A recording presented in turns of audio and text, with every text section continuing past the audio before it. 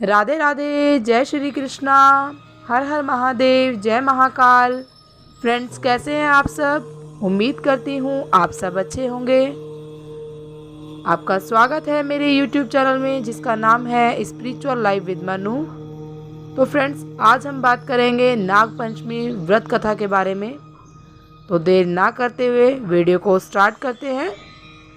प्राचीन काल में एक सेठ जी के 7 पुत्र थे। 7 के विवाह हो चुके थे।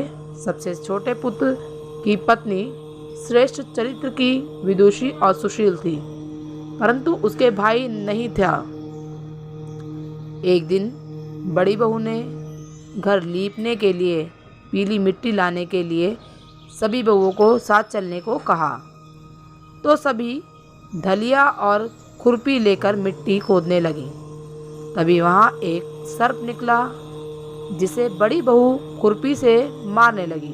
यह देखकर छोटी बहू ने उसे रोकते हुए कहा, मत मारो इसे, यह बेचारा निरपराध है। यह सुनकर बड़ी बहू ने उसे नहीं मारा। तब सर्प एक और जा बैठा। तब छोटी बहू ने उससे कहा, हम अभी लौट कर आती हैं, तुम यहाँ से जाना मत। यह कहकर वह सबके सब साथ मिट्टी लेकर चली गईं और वहाँ कामकाज में फंसकर सर्प से जो वादा किया था उसे भूल गई।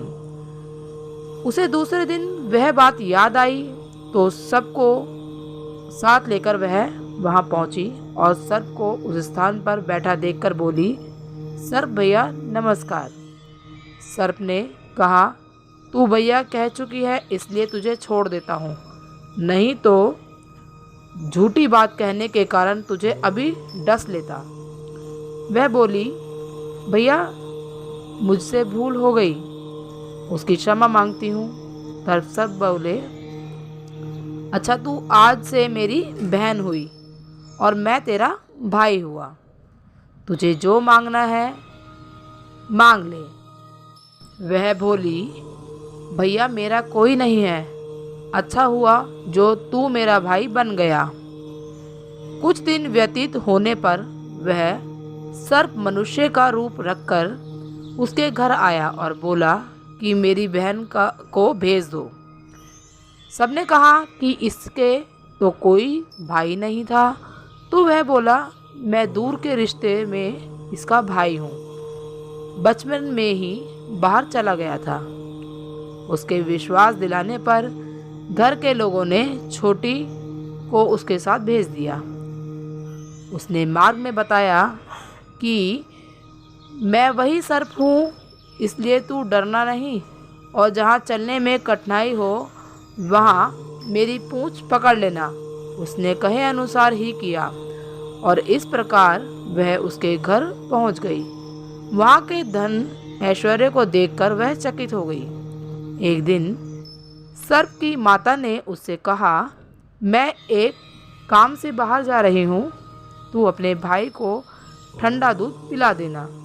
उसे ये बात ध्यान ना रही और उसने गर्म दूध पिला दिया, जिसमें उसका मुख बेतरह जल गया। यह देखकर सर्प की माता बहुत क्रोधित हुई, परंतु सर्प के समझाने पर शांत हो गई। तब सर्प ने कहा कि बहन को अब उसके घर भेज देना चाहिए। तब सर्प और उसके पिता ने उसे बहुत सा सोना चांदी, जवाहरात, वस्त्र, भूषण आदि देकर उसे घर पहुंचा दिया। इतना ढेर सारा धन देखकर बड़ी बहू ने ईर्ष्या से कहा, भाई तो बड़ा धनवान है, तुझे तो उससे और भी धन लाना चाहिए था। सर्प ने यह वचन सुना तो सब वस्तुएं सोने की लाकर दे दी। यह देखकर बड़ी बहू ने कहा, इन्हें झाड़ने की झाड़ू भी सोने की होनी चाहिए।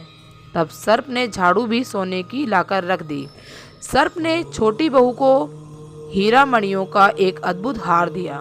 उसकी प्रशंसा उस देश की रानी ने भी सुनी और वह राजा से बोली कि सेठ कि छोटी बहू का हार यहाँ आना चाहिए।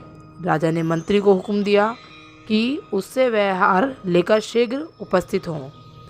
मंत्री ने सेठ जी से जाकर कहा कि महारानी जी छोटी बहू का हार पहनेंगी, वह उसे लेकर मुझे दे दो। सेठ जी ने डर के कारण छोटी बहू से हार मांगकर दे दिया। छोटी बहू को यह बात बहुत बुरी लगी। उसने अपने सर्प भाई को याद किया और आने की प्रार्थना की। भैया, रानी ने हार छीन लिया है, तुम कुछ ऐसा करो कि जब वह हार उसके गले में रहे तब तक के लिए सर्प बन जाए, और जब वह मुझे लौटा दे तब हीरे और मणियों का हार हो जाए। सर्प ने ठीक वैसा ही किया। जैसे ही रानी ने हार पहना वैसे ही सर्प बन गया। यह देखकर रानी चीख पड़ी और रोने लगी। यह देखकर राजा ने सेठ के पास खबर भेजी कि छोटी बहू को तुरंत भेजो। सेठ जी डर गए कि राजा न जाने क्या करेगा। वे स्वयं छोटी बहू को साथ लेकर उपस्थित हुए। राजा ने छोटी बहू से पूछा, तूने क्या जादू किया है? मैं तुझे दंड दूंगा। छोटी बहू बोली, राजन, धृष्टता क्षमा कीजिए, यह हार ही ऐसा है कि मेरे गले में हीरो और मणियों का रहता है और दूसरे के गले में सर्प बन जाता है। यह सुनकर राजा ने वह सर्प बना हार उसे देकर कहा, अभी पहनकर दिखाओ। छोटी बहू ने जैसे ही उसे पहना वैसे ही वह हीरे और मणियों का बन गया। यह देखकर राजा को उसकी बात पर विश्वास हो गया और उसने प्रसन्न होकर उसे बहुत सी मुद्राएं भी पुरस्कार में दी। छोटी वह अपने हार और इन सहित घर लौट आई। उसके धन को देखकर बड़ी बहू ने ईर्ष्या के कारण उसके पति को सिखाया कि छोटी बहू के पास कहीं से धन आया है। यह सुनकर उसके पति ने अपनी पत्नी को बुलाकर कहा, ठीक ठीक बता कि यह धन तुझे कौन देता है। तब वह सर्प को याद करने लगी। तब उसी समय सर्प ने प्रकट होकर कहा, यदि मेरी धर्म बहन के आचरण पर संदेह प्रकट करेगा तो मैं उसे खा लूँगा। यह सुनकर छोटी बहू का पति बहुत प्रसन्न हुआ और उसने सर्प देवता का बड़ा सत्कार किया। उसी दिन से नाग पंचमी का त्यौहार मनाया जाता है और स्त्रियां सर्प को भाई मानकर उसकी पूजा करती हैं। नाग पंचमी पूजा विधि। नाग पंचमी की पूजा का नियम सभी का अलग होता है। कई तरह की मान्यताएं होती हैं। एक तरह की नाग पंचमी पूजा विधि यहाँ दी गई है। सबसे पहले सुबह सूर्योदय से पूर्व उठकर स्नान किया जाता है। निर्मल स्वच्छ वस्त्र पहने जाते हैं। भोजन में सभी के लिए अलग नियम है एवं उन्हीं के अनुसार भोग लगाया जाता है। कई घरों में दाल बाटी बनती है, कई लोगों के यहाँ खीर पूड़ी बनती है, कईयों के यहाँ चावल बनाना गलत माना जाता है। कई परिवार इस दिन चूल्हा नहीं जलाते, अतः उनके घर बासी खाने का नियम होता है। इस तरह सभी अपने हिसाब से भोग तैयार करते हैं। इसके बाद पूजा के लिए घर की एक दीवार पर गेरू, जो कि एक विशेष पत्थर है, से लेप कर यह हिस्सा शुद्ध किया जाता है। यहाँ दीवार कई लोगों के यहाँ घर की प्रवेश द्वार होती है तो कई के रसोई घर की दीवार। इस छोटे से भाग पर कोयले एवं घी से बने काजल की तरह के लेप से एक चकोर डिब्बा बनाया जाता है। इस डिब्बे के अंदर छोटे छोटे सर्प बनाए जाते हैं। इस तरह की आकृति बनाकर उनकी पूजा की जाती है।